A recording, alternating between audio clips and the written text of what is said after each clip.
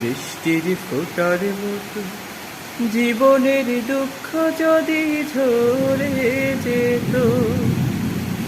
কাঁদতো না হয় আমার